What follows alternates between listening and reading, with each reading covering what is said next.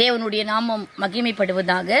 இன்றைய நாளிலே ஆவியானவர் நமக்கு என்ன செய்கிறார் என்று நாம் பார்க்கும்போது, ரோமர் 8வது அதிகாரத்திலே 26வது வசனம், அந்தப்படியே ஆவியானவரும் நமது பலவீனங்களில் நமக்கு உதவி செய்கிறார்.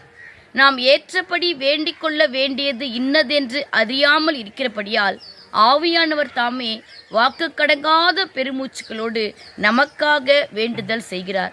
இன்றைக்கு ஆவியானவர் நமக்கு என்ன செய்கிறார் என்றால், நமக்கு பலவீனங்களில், நம்முடைய பலவீனங்களில் அவர் நமக்கு உதவி செய்கிறார்.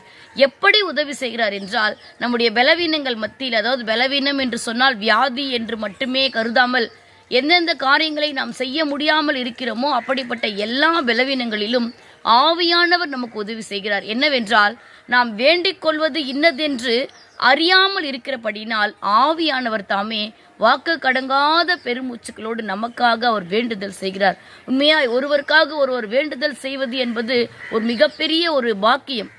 அநேகர் நம்மிடத்திலே கூட எனக்காக வேண்டிக் கொள்ளுங்கள் என்று சொல்லியிருப்பார்கள். ஆனால் இன்றைக்கு ஆவியானவர் என்ன செய்கிறார் என்றால், நமக்காக அவர் வேண்டுதல் செய்கிறார். அப்படிப்பட்ட ஒரு உதவியை அவர் நமக்கு இன்றைக்கு செய்கிறார்.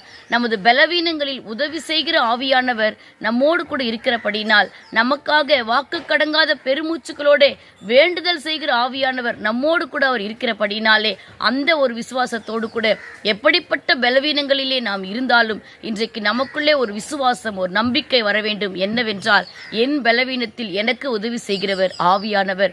ஆகவே எனக்காக வேண்டுதல் செய்கிற ஆவியானவரை நோக்கி நானும் வேண்டுதல் செய்வேன் என்று அந்த ஒரு விசுவாசத்தோட நம் ஆவியானவரை நோக்கி வேண்டுதல் செய்வோம்.